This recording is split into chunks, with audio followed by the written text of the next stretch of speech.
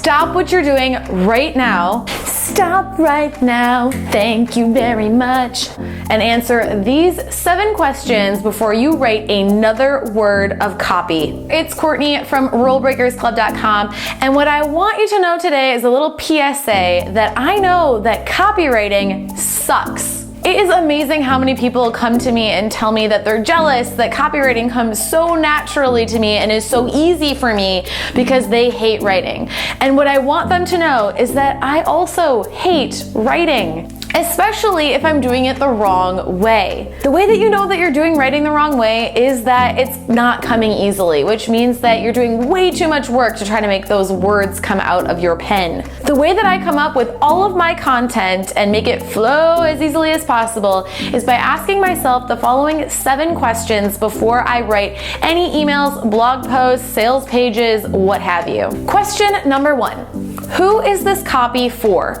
This is hands down the most important thing that you need to know before you write a word.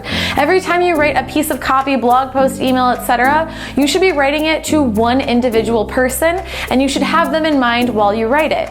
Think about having a conversation with someone without knowing who the person is you're having a conversation with. Question number 2. What language is this person using to talk about their frustrations, their emotions, their desires?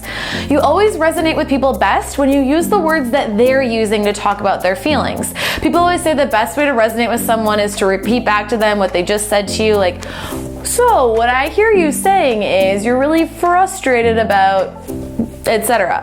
I realize that might sound like a really annoying tip in the practicalities of everyday life, but it works really well from a writing perspective. If you have writer's block, chances are you're trying way too hard to come up with language when you could just be borrowing the language that your readers and your audience is already using to talk about their problems and desires. Question number 3.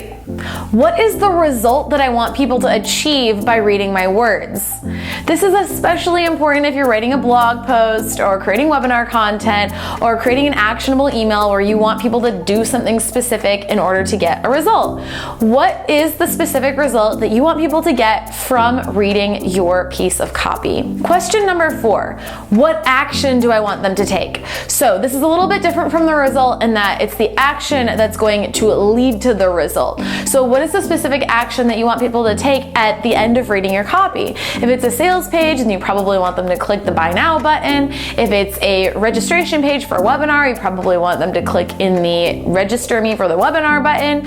If it's an email, you might want them to click a link to come over to your blog. Make sure that all the copy that you're writing is serving that purpose and not leading people in a bunch of different directions. Question number 5 is a really big one, and that's this. How can I help people get the result they want in the most efficient way possible? I don't see enough people asking themselves this question before writing copy. And that happens when I see really lengthy, wordy blog posts and webinars that go on for days and sales pages that never seem to get to the point. The point of the matter is you have to remember the action you want people to take, and then you need to make sure that you just give them what they need in order to take that action. Be ruthless about second guessing, do I really need to add this extra language? It is for this exact reason that I use a sticky note with bullet points on it when I'm creating my videos. Otherwise, I'll go off on tangents and I won't remember what I'm talking about, and I'll just start talking about random stuff, and I'll use a lot of like lazy verbal, oh, look at that, there's like a, Being efficient with your language is all about respecting your reader's time and that they don't have hours to give to reading what you're writing, so you need to figure out what is the essential and get rid of everything else. Question number 6 is probably my favorite, and that is, how would I feel if I was in their position and I was reading this writing? This is why I always send myself test emails of all the emails that I send out to see what the email looks like in my inbox.